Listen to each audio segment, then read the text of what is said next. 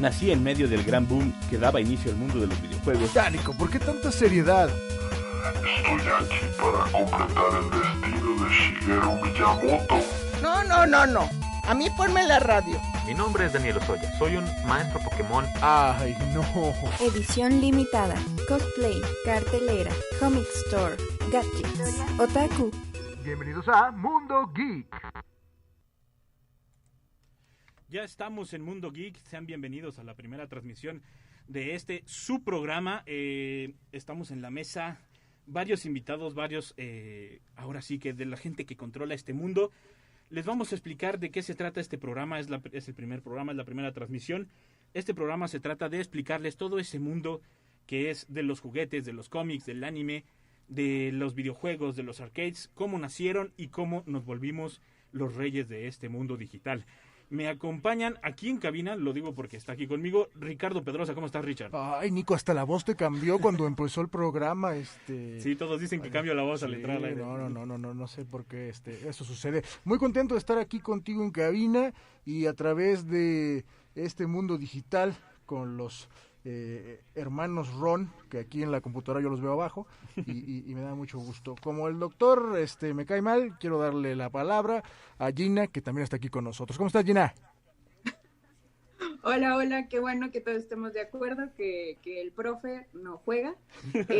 Muchas gracias, bienvenidos y pues nada, ahora sí, preséntate. Ahora sí, doctor Enrique, preséntese usted. El profe no juega. Él es nuestro historiador de aquí de la mesa.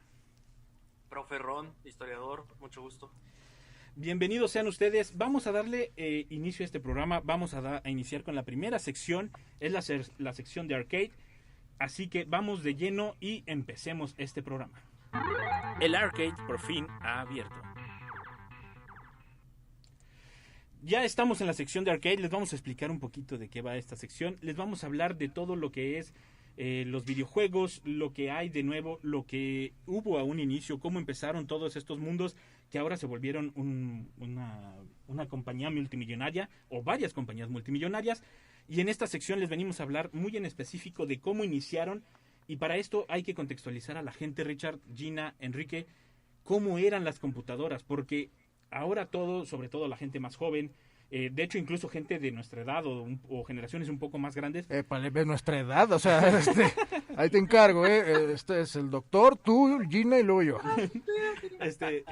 Nos tocó ya computadoras como las conocemos hoy en día, compactas, móviles, que aunque ustedes se quejen, créanme que en el pasado las computadoras medían como un mínimo 4 metros por 2 metros de alto, 4 metros de largo por 2 de alto y como por 1,20 de ancho. Eso era una computadora, y realmente yo creo que traemos más tecnología hoy en un celular que en las computadoras de ese entonces. Hay que contextualizarlos y mostrarles cómo fueron los primeros videojuegos como Bertie the Brain, ¿o no? Me voy con el historiador para que nos explique un poquito, favor.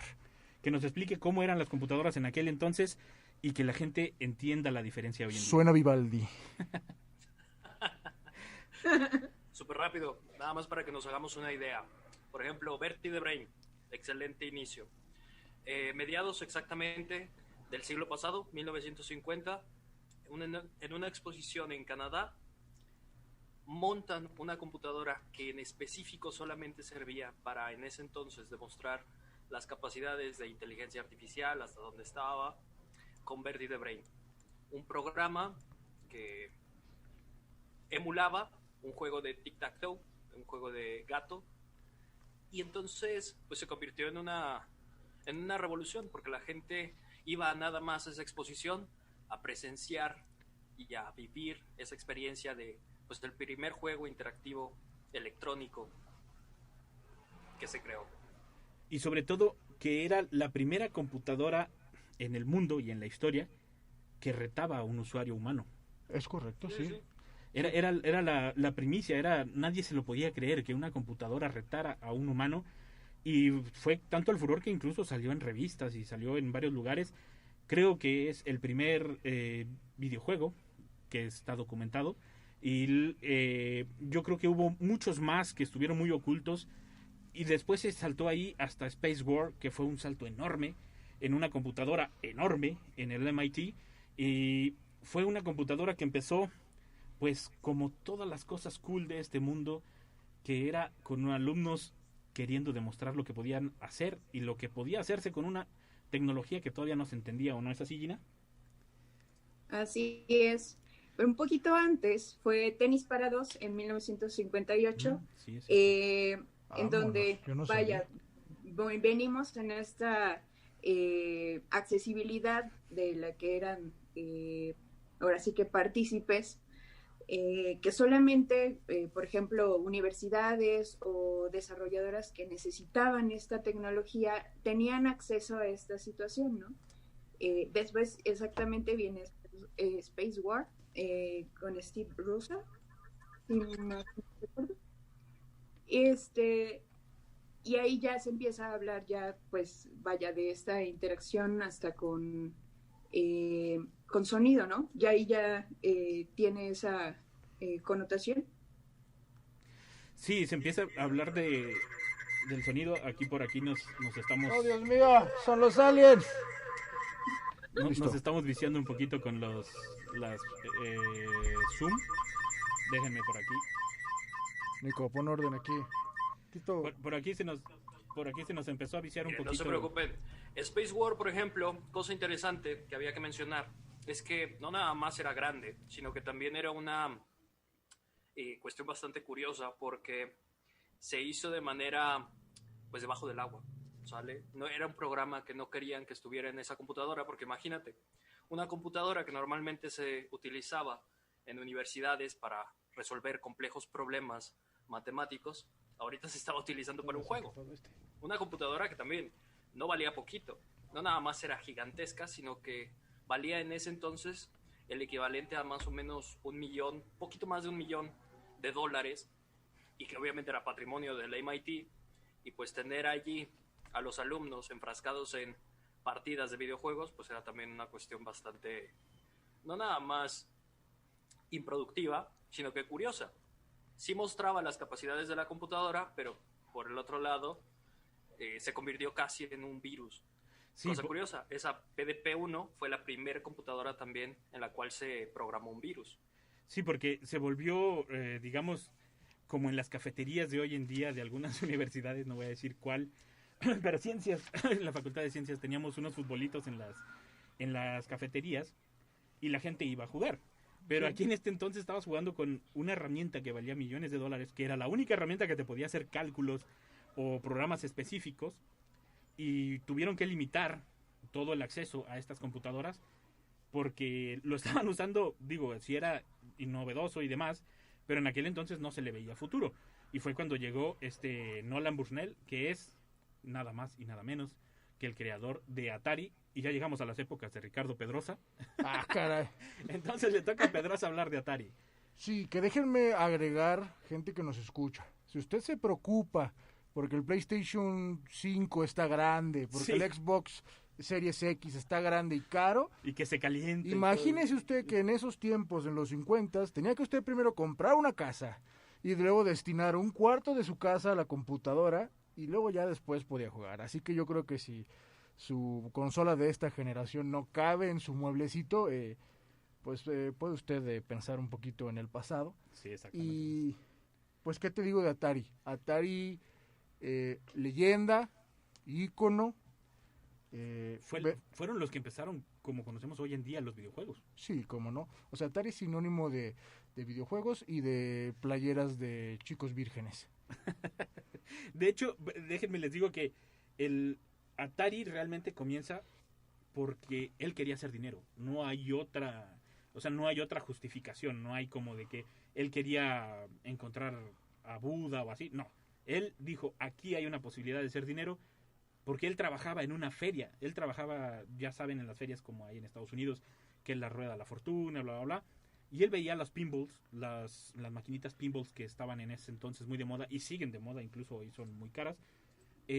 Y él dijo, puedo hacer lo mismo con un videojuego, porque vio Space War. Él vio el videojuego de Space War y él dijo, lo podemos hacer. O sea, se puede hacer algo parecido. El problema era la tecnología, porque volvemos a lo mismo. Era una máquina de todo un cuarto que solo te servía solamente para eso. Era demasiado demasiado dinero, demasiado espacio, era, no sé, era un desperdicio, por así decirlo, porque la computadora te servía para otras cosas, para hacer cálculos y demás. Entonces él fue el que se le prendió el foco y dijo, ¿y si le quitamos todo lo que no ocupamos y solo dejamos lo que sirve para un juego? El primer Atari fue el 2600. El Sí. que estaba feo es Sí. Como, negro con una palanquita. como Atari, sí. Sí. Antes Exacto. creo salió un Pong, ¿no, Enrique? Si no me equivoco. Salió Pong Oh. tal cual solo, pero no era Atari, era Pong nada más. Pong es del Hombre. 72. No, es del 77, Atari. El de 72 es... Pong. No, tampoco, es la Magnavox. La Magnavox de Ralph. La Baer. Magnavox Odyssey, que es la primera consola, que es la primera a la cual dicen, ¿saben qué? Mejor le quitamos todos los programas y todo el hardware que no les sirve Ujú. y creamos una consola. Sí, Esta es- consola que se volvió también, Cierto incluso es. la primera consola que llegó a México. Entonces, que la misma Yo la tenía. de hecho. Magnavox... No, en Nico. serio, no puede ser. No era porque yo fuera de la Fantástico. época, sino como que me llegó de... Te la heredaron. Me la heredaron, exactamente, me la heredaron. Oh, Pero no, es... y es que estaba genial. No, y hay que hacer un recuento. Por ejemplo, Ralph Baer, creo que fue el creador de la Magnavox, si no me equivoco. Exactamente. Digamos que fue una época donde todo se valía, no había reglas de... Ahí está Richard enseñándonos. Para los que no nos siguen en Facebook, Mundo Haga Geek. usted de cuenta que es la punta de una aspiradora. Exactamente. Una aspiradora gigante era la Magnavox Odyssey. Hombre, y esta está bonita comparada con el prototipo. Sí, el exacto. prototipo literalmente se llamaba caja café. Era Sí. así, una caja café y ya está, se acabó. Y las tarjetas de los juegos eran la tarjeta, literalmente, o sea, no estaba hecha bonita ni nada por el estilo. Sí, no era un cartucho, pues. Y solamente lo que hacía era desconectar y conectar partes del circuito dentro de la caja, esa Ujú. caja, esa mando superior que está ahí en medio. Y solamente desconectaba circuitos, bulbos a veces, transistores en otras ocasiones, para ejecutar un problema distinto, que en esencia era lo Qué mismo. cosa tan Era horrible. No, para la gente que nos está escuchando y oye como que decimos de imágenes, estamos en Mundo Geek, en Facebook también transmitiendo para que nos entendamos un poquito. Entonces ahí pueden ver las imágenes. que está Multimedia poniendo. total. Esa caja sí era muy fea, como dice Ricardo, pero hay que ponernos en contexto. Estábamos acostumbrados a enormes cajas llenas de tecnología muy antigua. Llegan los transistores, llegan los chips, llegan tecnología más moderna, quitan lo que no necesitan y salen estas cajas que sí son más grandes que una laptop, yo creo que hoy en día. Pero hay que decirlo, en esa época, vuelvo a lo que estaba mencionando, se valía de todo porque no había un antecedente. Ralph Baer y Nolan Bushnell, digamos que los dos son en parte los padres de los videojuegos como los conocemos en Occidente, porque uno aporta la tecnología que es la Magnavox Odyssey. Ajá. Él fue el primero en contemplar que hubiera dos, o sea, que fuera persona contra persona, que fueran contrincantes, que fueran dos jugadores. Fue el primero en conceptualizar el cambio de cartuchos, o sea, el cambio de juegos en la misma consola, porque ni Atari lo hizo, ¿eh? Cuando Atari salió no tenía tantos juegos. Después sobre la marcha empezaron a modificar la tarjeta para poderla hacer que aceptara cartuchos. Vea usted nada más, gente del Facebook. ¡Qué cosa tan fea! Eso era un juego antes. Literalmente es una tarjeta como las que están dentro de una laptop, así el verde y el cobre de los contactos. Sí, hombre. Pero estas dos personas fueron los padres de los videojuegos, nada más que hubo un problema ahí de derechos de autor, que era lo que también comentábamos después en una plática que tuvimos nosotros en un piloto que hicimos anteriormente. Era como que robar la idea, pero al mismo tiempo no la robaron porque le hicieron un contexto totalmente diferente con un cambio de programación muy discreta y hecha a la medida, porque hay que decirlo, la Magnavox Odyssey no pensaba tanto en la experiencia o en el jugador, pensaba en lucir la tecnología, por así decirlo, lo que se podía hacer. Y el Atari dijo, no, ¿sabes qué? Le falta algo para que el jugador se enganche, para que el jugador regrese con nosotros, porque, por ejemplo, el Pong, que la primera versión de Pong fue con Magnavox Odyssey, no tenía ni líneas, ni recuadros del cuánto llevabas puntaje, ni nada. Y era lo que comentábamos, que ponías literalmente como un acetato verde encima de la pantalla. Y así era como simulabas las canchas, ¿o no, Enrique? Estaban fabulosas, pero pues sí quedaban a deber. Sí, hombre, estaba genial porque era una experiencia que rebasaba la simple interactividad de la pantalla, sino que tenías que tú tener tu propia anotación. Había juegos como Ruleta, en el cual también, por ejemplo, en la caja te venían fichas, te venían cartas, Simón dice, tenis, etcétera, etcétera. Pero yo creo que es una evolución normal que se fue dando, porque al principio tienes estos programadores nerds utilizando computadoras carísimas para desarrollar programas que expongan las capacidades de la computadora. Y ya después tienes a estos empresarios tratando de explotar el ámbito económico de este nuevo género de entretenimiento que surge. Entonces, y la Magnavox lo supo hacer. Tuvo tanto éxito en Estados Unidos que por eso decidieron mandarla a otros países, y el primer país, cosa curiosa, es México. Entonces también México se convierte en esos pioneros para el uso de estas primeras consolas. Y una pregunta que se vuelve referente a las generaciones más jóvenes, que creo que son Ricardo y Gina. Sí, ya háganos favor, ¿no? O sea, parece el asilo de Nico y, sí. y Quique. Pues es que nos tocó vivir más esa época que ustedes, ¿qué culpa tenemos? En las nuevas generaciones incluso impactaron los juegos de ese entonces y se seguían jugando incluso cuando salieron las primeras versiones del celular. Incluso hay versiones de aplicaciones del celular de hoy en día donde las puedes jugar. Es correcto, sí, el Pong.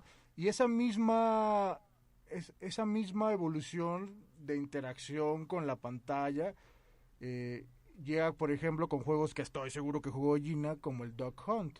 O sea, ya estamos hablando de una cuestión más compleja y violenta, por cierto, porque había que mutilar patos. Pero sí, venimos de esas computadoras gigantescas, pasamos por el Magnavox Odyssey, pasamos por el Atari y llegamos a este ejemplo que pongo, que estoy seguro que Gina se divirtió mucho con él cuando era pequeña. Sí, 100%. Venía como toda una cuestión pirata, hay que decirlo, porque no había el recurso, en donde a mi hermano le regalan ya te la aventó a ti. Ya sé, es una copia de la NES, fantástica. Ajá, entonces, básicamente. Pues Entonces ahí podíamos jugar, por ejemplo, Contra me gustaba mucho, no era jamás buena, pero me gustaba mucho porque se podía de dos y estábamos como muy felices. Y hablando exactamente de la piratería, justamente por esa razón, digamos, en México hubo una consola mexicana muy parecida a lo que ofrecía la NES, ya que hablamos exactamente de eso, de la piratería. En 1972, cuando ya mencionaron que Nolan Bushnell saca en Pong, todavía hacia México era muy caro traer pues esas consolas, ¿no? Entonces, ahora sí que se traían solamente para los niños ricos, solamente para pues los que tenían como familiares en el extranjero y se las podían traer de regalo, etcétera. Entonces, vaya, por esta situación de precariedad, en México en 1973 se encuentra un espacio, digamos que en la licencia, que no había todavía pues registrada, Morris Bear hace para México NESA Pong. Entonces es exactamente lo mismo, solamente cambiaba más barato, claramente el precio. Exactamente.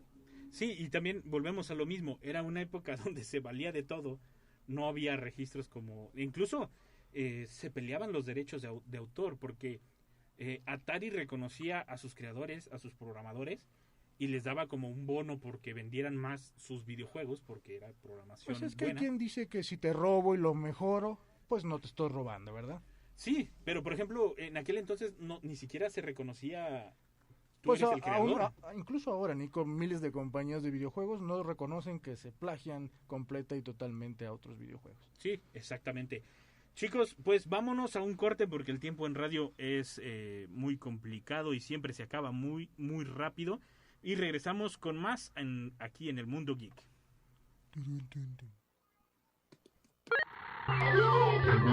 Oye, en un momento regresamos.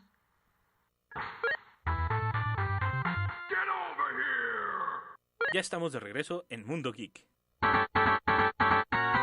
Otaku.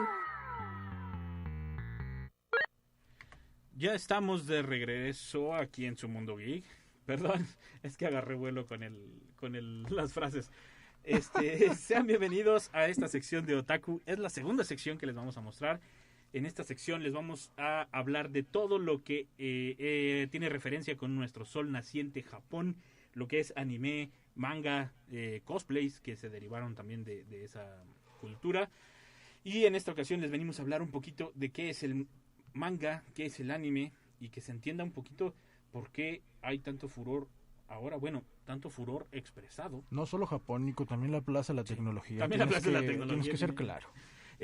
Pero ahora ya la gente lo admite, porque antes no lo admitían, antes no querían admitir que les gustaba el anime o el manga, o eran de animes o mangas muy populares como lo era Goku. Ya vas a empezar, vas a empezar con ataques directos a mi persona. Ya estaba volteando a ver a Ricardo así como de, no, pues nomás ve los que salen en ciertos canales populares. O sea, Gina consume piratería y yo soy el del problema porque ve... Bueno, les platicamos. El manga es, digámoslo, como un estilo de ilustración, un estilo de cómic, pero japonés. Se lee de derecha a izquierda y es comúnmente, bueno, ya están saliendo varios formatos. Antes comúnmente el formato era chiquito, o sea, como... me voy a oír mal, pero como las novelitas de vaqueros que existían antes aquí en... Monico. Nico, por favor. Y ese manga literalmente te contaba una historia con ilustraciones. Es una ilustración muy característica de Japón. Y este manga nos adentró a un mundo donde se empezó una nueva ilustración llamada anime, un nuevo estilo de animación que abrió todo un mundo para las historias, para cómo contar historias, porque los japoneses son expertos en contar historias tanto para adultos como para niños. De hecho, hay varias muestras de eso, como Vecino Totoro, incluso también, ¿por qué no mencionarlo? Las películas y las series de Goku. Gracias. Naruto y demás. O sea, sí hay varios ejemplos de este estilo de animación que la gente reconoce hoy en día, pero vamos a ver, por ejemplo, vamos a comparar. Gina, ¿qué anime es el primer anime que recuerdas? ¿O qué manga es el primer manga que recuerdas haber leído? Que es muy diferente la experiencia cuando uno se adentra en uno o en otro. Sí, claro. Creo que el primer anime, y el otro día lo comentábamos, Ranma y medio. O sea, creo que fue el primer acercamiento para con eso. Obviamente después todos los que pasaban en televisión abierta, que nos tocaron a la generación de los 90s, aunque nos digas posers, Nico, vas a ver. Sí, claro, estaba Goku, claro, estaba Sakura Card Captors, no recuerdo otro que era como de unas brujitas, no me acuerdo bien su nombre. Las brujitas. Déjenme les digo que es la segunda vez que lo menciono y la segunda vez que no se acuerda del anime. Pero... sí le gustaba un chorro. Y de estilo manga, pues lo que trajo igual en su tiempo Televisa, perdón, con Panini, parte del manga de Sakura Card Captors y Ranma y medio también estuvo saliendo. Hay que decirlo, el manga o el anime que nos llegó por medio de estas televisoras, por medio de cosas más comerciales, por así decirlo, literalmente va muy enfocado, siempre es como este estilo shounen o como del héroe, del que siempre está peleando, que no descansa hasta el final. Incluso creo que también hubo uno que se llamaba Las Guerreras Mágicas, algo así, pero siempre era como este sentido, ¿no? Siempre era como el héroe que tiene que salvar al mundo o a su entidad, a su plataforma, a su universo. Y el otro anime, el anime que ha ganado premios, que incluso se ha ganado lugares y ha copiado incluso, ¿por qué no?, a grandes como Kurosawa con Siete Samuráis. ¿Te vas a robar mis comentarios? No, iba a mencionar la serie de Samurai 7 se llama, si no me recuerdo. Es una serie muy buena, es un anime muy bueno y literalmente es para adultos. No hay versión infantil, según yo. No, pero ya déjalo hablar, porque si no se va Sí, quería hablar de Kurosawa. Se va a ir. No, dale. Dale, Richard, dale. Quiero decirles, gente que nos escucha, que no busquen anime de brujitas en Google, porque salen cosas muy raras. Entonces ahí Gina les platicas del próximo programa cuál anime era. ¿Cuál era el anime? Pero surge un anime más cultural, por así decirlo, y fueron fantásticos, como el de las luciérnagas, el de Mi Vecino Totoro, el castillo, ¿cómo se llama? Volador, el castillo Vagabundo. Sí. Y lo peor lo acabo de ver en Netflix. El productor. No, por favor. Por favor, hombre, porque esas son obras que también, no sé si les pasó, espero que sí les haya sucedido a varios de nuestros radioescuchas, pero normalmente veías caricaturas y decías, vale, caricaturas, y ya está, no sabías distinguir entre si era un estudio mexicano, japonés, estadounidense, hasta que te encontrabas con obras que rompían las tramas y que ahora ya no era el héroe que con el poder de la amistad y que siempre come mucho, salva al planeta, sino que ahora rompen las tramas, cambia, tiene nuevas narrativas, tiene nuevos tropos, tiene nuevas maneras en las cuales llevar la historia. Y pues con House Moving Castle, con Mi Vecino Totoro, por ejemplo, o con películas mucho más recientes como Your Name, pues es también el primer contacto que muchas personas tienen tanto con el anime, y ya después si se quedan picados, porque eso suele suceder con los animes, sobre todo si los ves, por ejemplo, por televisión abierta, te quedas con historias a la mitad, tratas de buscar un poquito más y es cuando te encuentras que, mira, muchos animes están basados en mangas y a su vez muchos mangas están basados en novelas ligeras. Y sobre todo se desarrolló toda una gama de comercio y demás alrededor de estas dos, del manga y del anime, porque por ejemplo en el anime incluso tenemos música, ahorita más adelante les ponemos una, se volvió crucial, bueno, por lo menos para la cultura de los japoneses, era como salir en una película de los Óscares, o sea, volverse el tema de una de las series, volverse el tema de una de las películas, era algo fundamental, o sea, lo buscan en Oriente porque saben el impacto social que pueden llegar a tener, a pesar de que, hay que decirlo, es muy cerrada la cultura japonesa en cuestión de dejar a plataformas o a otras gentes manejar lo que son las licencias de sus productos. De hecho, hasta hoy en día siguen muy cerrados. Hay muy pocas plataformas que pueden manejar todo el contenido de anime o de manga y demás, precisamente por lo mismo, de que ellos cuidan mucho lo que es sus derechos de autor. Pero siempre hay maneras de encontrarlo, porque hay quienes dicen esto debe darse al mundo porque es genial. Lo hemos visto en plataformas como Netflix, que últimamente lo está intentando bastante, está intentando jalar lo más que puede del anime, pero yo creo que en manga todavía nos queda de ver. O sea, no hay tantas librerías, no hay tantas... No, es que es un símbolo nacional. Sí. Déjame muevo el audífono porque me escucho dos veces. La animación japonesa y el anime como tal, porque ahí también hay una pequeña vertiente, no todo el anime es animación japonesa, ya les explicaré en algún otro momento porque no traigo la definición completa, pero es una cuestión, el anime es un recipiente que reproduce muchas cuestiones propias de la cultura japonesa.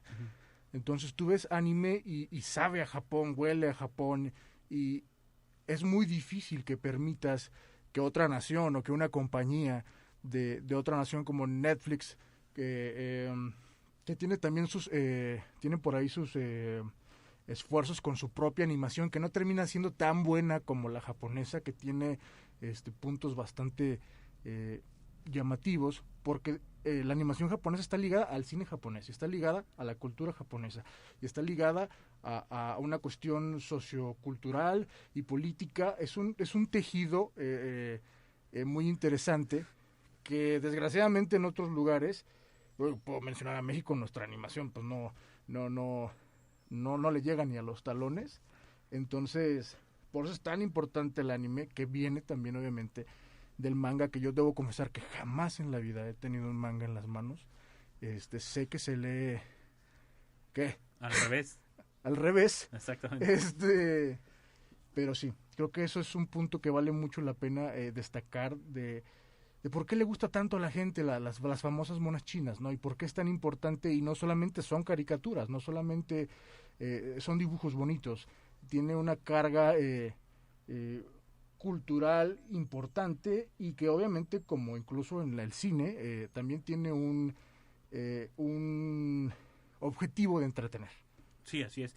Y también hay que decirlo, con lo que decías, cuando alguien intenta hacer una copia, o alguien, porque se da que hay artistas que son muy fanáticos y que les gusta el anime y empiezan a tratar de copiar o igualar la técnica para hacer sus obras, se nota de inmediato que no es alguien de Japón. O sea, se nota de inmediato la mano y dices, este anime ha de ser de Estados Unidos, como lo es el anime de Avatar.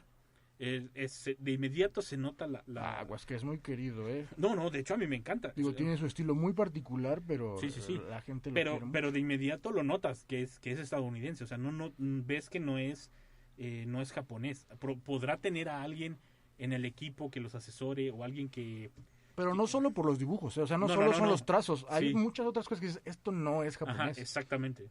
O sea, incluso la narrativa, los valores, el trasfondo sociocultural, porque esa también es otra de las cosas. El origen del anime y del manga, que es finales del siglo XIX, principios del XX, se da como esta respuesta a nuevos métodos de entretener a las personas y distraerlos de todos los problemas, y sobre todo insertarse en la globalización. Muchos debaten que si el anime es una copia de las animaciones en Estados Unidos, o que el manga es una copia de los cómics, pero francamente se alimentan uno de otro como productos culturales, y hoy en día se notan esos valores, se notan esas narrativas, se notan ese tipo de personajes, y pues también alcanzamos a ver los problemas que vienen con ello, porque no todo es normal. Sí. Hay mucha gente a la que les gustan esas monas chinas, pero también, y hay que hablarlo, hay un repudio hacia ciertos tópicos y ciertas partes de esta cultura geek que los buscan. Sí, no por nada el término geek ahorita lo estamos utilizando bastante libremente, pero también habría que ver hombre, hay una parte de la sociedad que todavía está renuente a aceptar a los videojuegos o a los cómics como parte de la cultura general, del mainstream. Sí, de hecho, digamos que por eso también nosotros sacamos este programa, ¿verdad? Porque hay que demostrar el lado bueno, porque sí, hay cosas malas, pero digamos que en todos lados hay, y se demuestra, como tú lo dices, en los cómics, en los monos, digamos con los monos. Es que los moneros, o sea, los que hacían en los periódicos y demás, se nota, o sea, se notan los problemas que había claro, por ejemplo, de machismo, de lo que tú quieras, se notan ahí. Cada universo de todo tipo, de todo arte, tiene su lado oscuro, su lado medio y su lado luminoso. Y hay que entenderlo, por así decirlo. Incluso este formato, porque bien podrían, y esto se lo dejo a Gina, que es la diseñadora del grupo, bien podrían dejar el manga que lo leyéramos nosotros en Occidente, como leemos tal cual cualquier libro, pero decidieron respetar y dejar que se leyera al revés, como se lee en Japón, y eso supongo que tiene una razón, ¿no, Gina? Claro, sí, 100%. Te adentra mucho en el contexto, claramente de experiencia de usuario, es decir, tú como lector, eh, es siempre también tomando en cuenta una forma de pensar no tan occidental, o vaya, y adentrarte en estas costumbres orientales.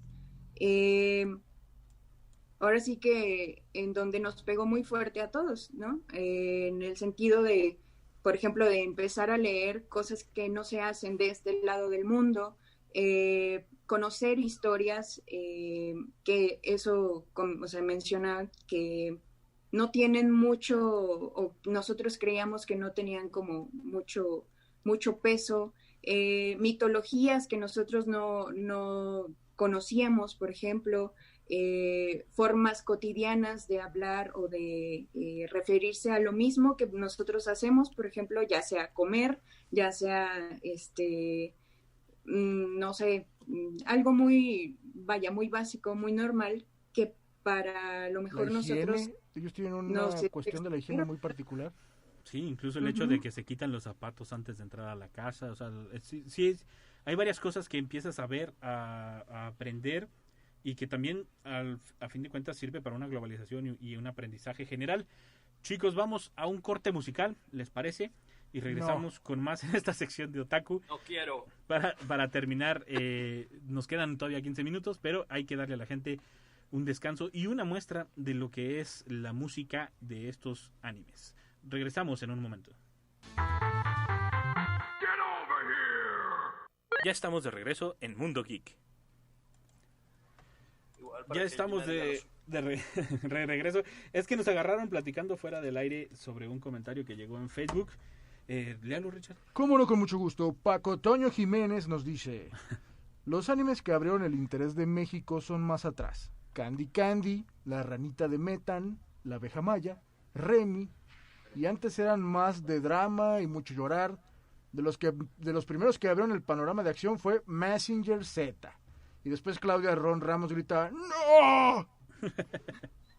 ¿Qué opinan de estos animes que menciona el buen Paco Toño Jiménez? Hombre, pues sí, ahí está la prueba de que tu abuelita es una weeaboo que le gusta Candy Candy, de entrada. Porque sí, es parte de esos primeros productos que llegan a la televisión común y que pues llama la atención por el nivel de drama y el nivel de historias y la complejidad de, pues no nada más de personajes, sino también de las tramas que ahí se desarrollaban. Oiga, doctor, y si Nico, si me permites, ¿cuál fue su primer anime, doctor? Ah, caray, el mío. Sí. Me agarraste de bajada. Yo creo que ha de haber sido Inuyasha. ¿Sí? Sí. Ah, es muy nuevo. ¿No es como muy fresco? Sí. Es muy Digo, el fresco. anime. Es bastante reciente. Sin embargo, es el primero que recuerdo que yo dije, ¿y cómo termina? ¿Y se lo aventó todo?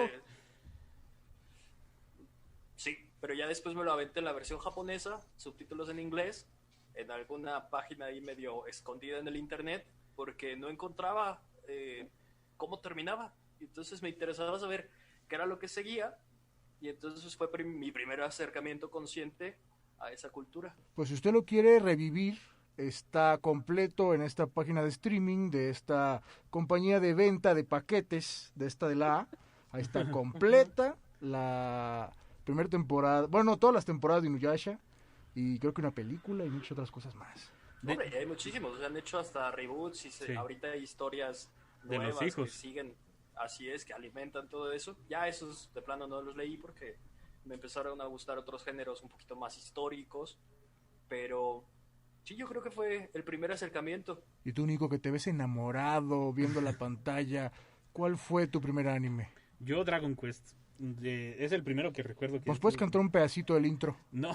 Sí te lo sabes. Ya sabes, órale. Es el de Dragon No, Quest. de hecho, por ejemplo, incluso lo estoy volviendo a ver ahora con el nuevo reboot que están sacando.